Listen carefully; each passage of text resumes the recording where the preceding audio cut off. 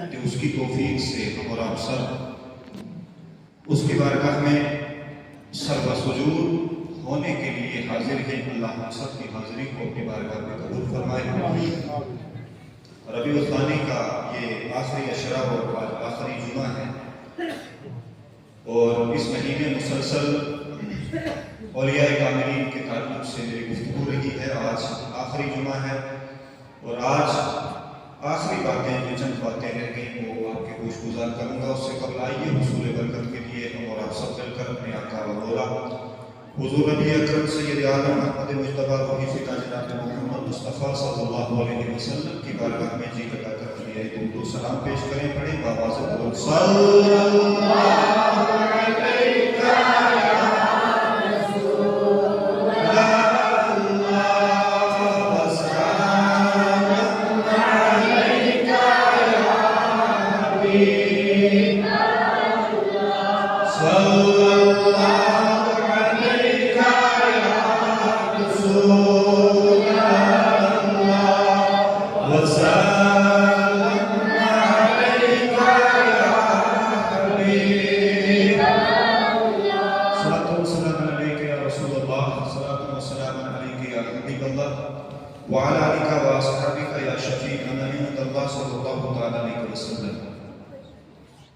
اسی آیہ مقدسہ کے ذکر میں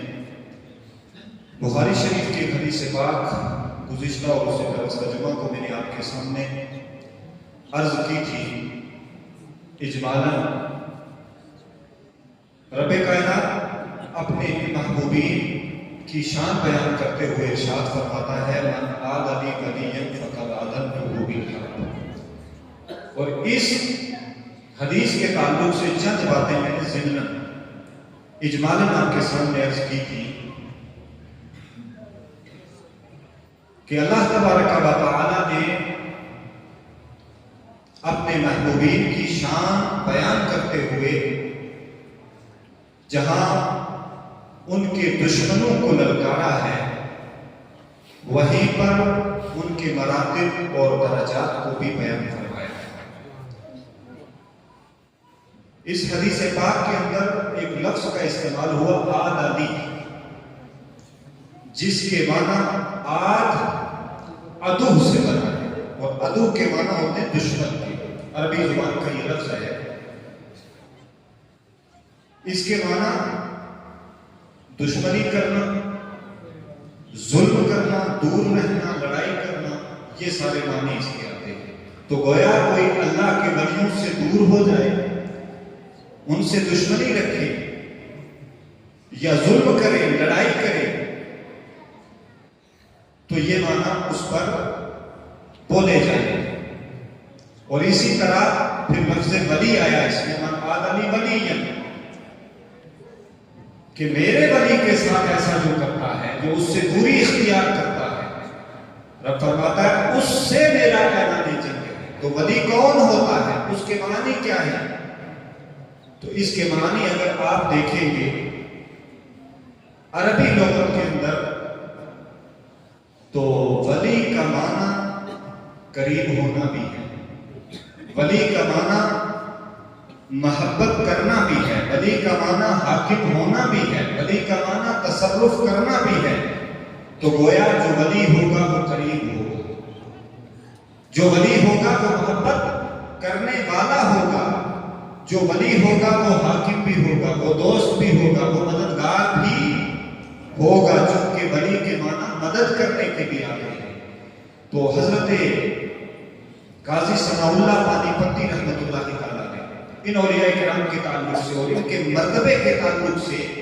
اپنی تفسیر کے اندر، تفسیر مظہری کے اندر آپ فرماتے ہیں کہ ولی ولایت پر کب وہ وہاں پہنچتا ہے اور اس کے اسباب کیا ہوتے ہیں، یعنی وہ اس مقام پر پہنچتا کیسے ہے، اس کا سبب کیا چیز ہے۔ تو فرماتے ہیں کہ مرتبہ ولایت کے حصول کی یہی صورت ہے کہ بالواسطہ، یعنی ڈائریکٹ یا انڈائریکٹ، واسطے کے ذریعے یا بغیر کسی واسطے کے، اس بندے کے دل پر، جو ولی ہوتا ہے اس کے دل پر اللہ کے رسول حضور نبی اکرم صلی اللہ علیہ وسلم کے نور کی تجلی پڑ جائے تو جس بندے کے دل پر رسول اللہ صلی اللہ علیہ وسلم کے نور کی تجلی پڑے ولی وہ ہوتا ہے. تو جس کے دل پر رسول اللہ کی نورانی تجلیاں پڑے وہ ولی ہو جائے اور اس کا دل منور ہو جائے اور پھر اسی کے تعلق سے رب فرماتا ہے کہ اگر وہ مجھ سے کچھ مانگے تو میں اس کو عطا کرتا ہوں. وہ مجھ سے تقرب مانگے قرب مانگے تو میں اپنا قرب عطا کرتا ہوں. وہ مجھ سے میری پناہ مانگے تو میں اس کو اپنی پناہ عطا کرتا ہوں. اسی حدیث پاک میں وہ چند الفاظ جن میں رب کریم نے ارشاد فرمایا چونکہ یہ حدیث قدسی ہے اور سرکار علیہ الصلوۃ والتسلیم نے اس کو آگے بیان فرمایا کہ وہ میرا بندہ اس کے اندر قدرت کتنی ہوتی ہے, طاقت کتنی ہوتی ہے اور اس کی عظمت کیا ہوتی ہے کہ وہ مشرق میں ہوتا ہے اور وہ مشرق سے پکارتا ہے یا اس کو کوئی مشرق سے پکارتا ہے اور وہ مغرب میں ہوتا ہے تو اس کی سماعت, اس کے کانوں کی طاقت اتنی بڑھ جاتی ہے اللہ کی عطا سے کہ پکارنے والا مشرق سے پکارے اور میرا وہ بندہ جس پر میرے محبوب کے نور کی تجلی پڑی ہو اس کے کانوں کی طاقت اتنی بڑھ جاتی ہے کہ وہ مشرق و مغرب کی دوری بھی اس کے لیے مٹ جایا اور وہ وہاں سے سن لیا کرتا ہے. اسی طرح نبی اکرم سید عالم صلی اللہ علیہ وسلم کی اس بیان کرتا حدیث کے اندر اس میں اعلان جنگ بھی ہے کہ وہ لوگ جو دور ہو جاتے ہیں اولیاء اللہ سے ان کی گستاخیاں کرتے ہیں. چونکہ یہ ماہ اقدس حضرت غوث اعظم پیران پیر رضی اللہ تعالیٰ کا ہے, ان کے تعلق سے بھی چند باتیں بھی کروں گا. تو بزرگان دین اس تعلق سے فرماتے ہیں, جو علماء ہیں جو عرفا ہیں وہ فرماتے ہیں کہ اللہ نے صرف دو طرح کے لوگوں سے اعلان جنگ کیا, یعنی ہر گناہ پر عذاب تو ہوگا. گناہ کی کئی اقسام ہیں, صغائر بھی ہیں کبائر بھی ہیں, مگر کبائر گناہ کے اندر سود ایک ایسا گناہ ہے, نماز چھوڑنا بھی کبیرہ گناہ ہے, اور بھی بہت سارے گناہ ہیں, شراب نوشی ہے اور بھی اس کے علاوہ بہت سارے ہیں, مگر سود ایک ایسا گناہ ہے کہ جس پر اللہ تبارک و تعالی نے اعلان جنگ کیا. اور پھر دوسرا گناہ اولیاء اللہ کی گستاخی کرنا, ان سے دشمنی کرنا. بزرگان دین فرماتے ہیں صرف یہی دو ایسے گناہ ہیں کہ جن پر اللہ نے اعلان جنگ کیا ہے. تو کون ہے جو اللہ سے جنگ کر سکے؟ کس کی طاقت ہے, کس کی قدرت ہے کہ وہ اللہ تبارک و تعالی کا سامنا کر سکے؟ اور اس کی جنگ کیا ہے؟ کیا کسی کو میدان میں مقابلہ ہونا ہے اور بندہ اس کا سامنا کر سکتا نہیں؟ پھر جب بندہ ان گھنونی حرکات میں ملوث ہو جاتا ہے تو رب کائنات دنیا میں بھی اس کو ذلیل کر دیتا ہے, خار کر دیتا ہے اور اس کی آخرت بھی برباد ہو جاتی ہے. حضرت غوث اعظم کے زمانے کا ایک واقعہ اسی کے تعلق سے موجود ہے. حضرت عبداللہ تمیمی رحمۃ اللہ تعالیٰ اولیاء اللہ کے گستاخان کے تعلق سے یہ واقعہ بڑا مشہور ہے, بیضۃ الاسرار کے اندر موجود ہے. حضرت عبداللہ تمیمی فرماتے ہیں کہ ہمارا طالب علمی کا دور تھا, مدرسہ نظامیہ بغداد شریف کے طرف پڑھ رہے تھے تو ایک اللہ کے ولی تھے شہر بغداد سے کچھ دوری پر,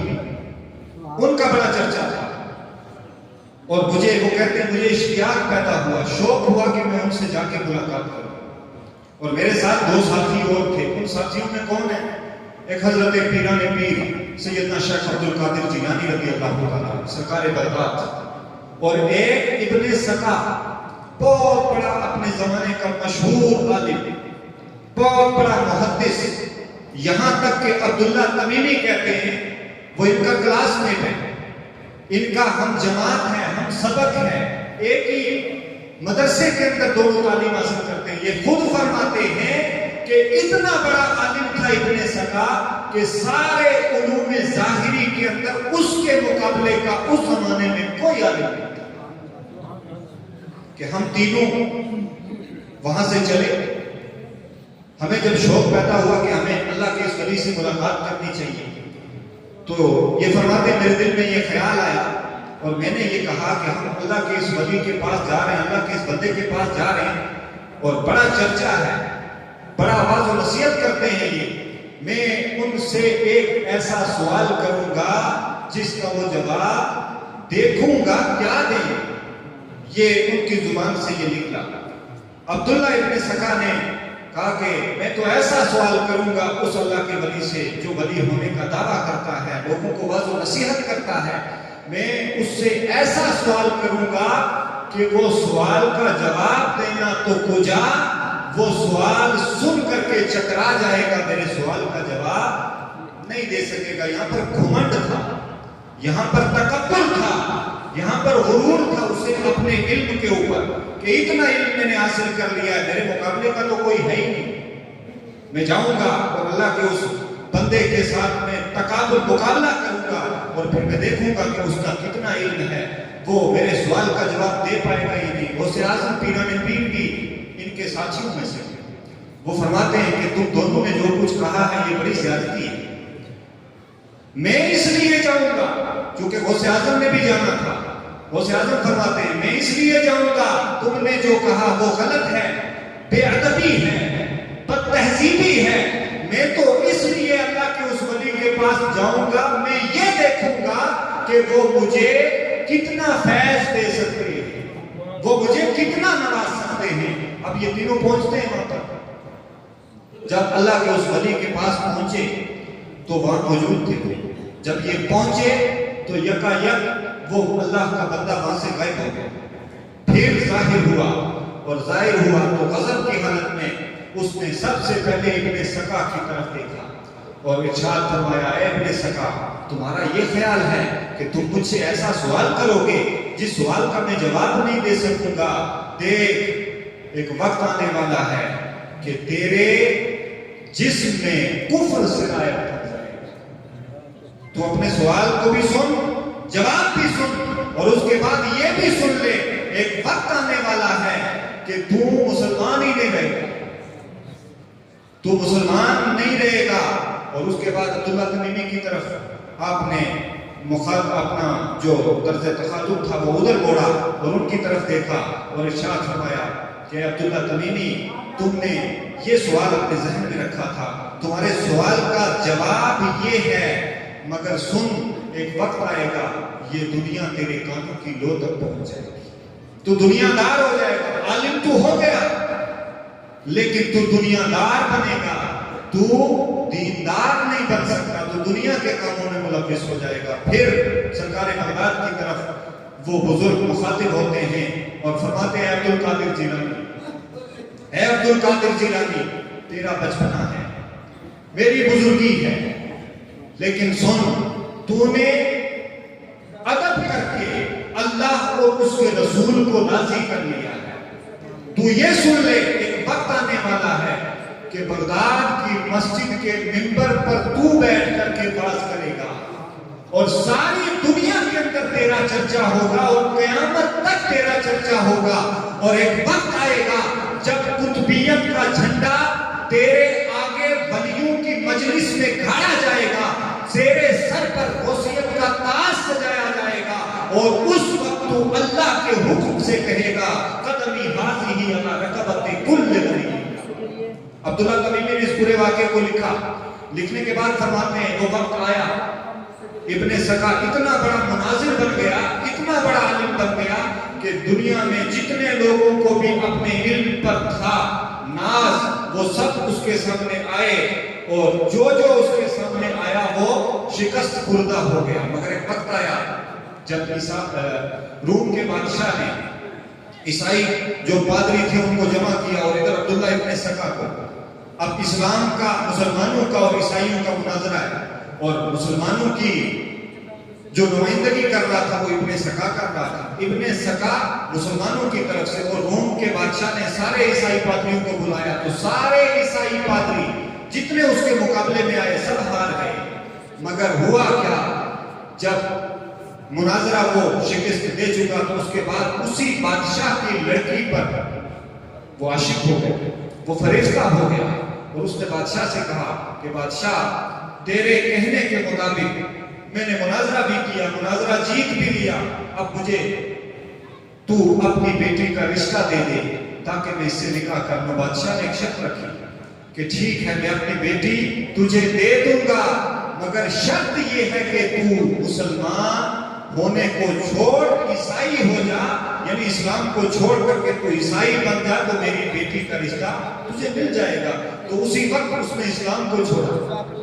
وہ عیسائی ہوا۔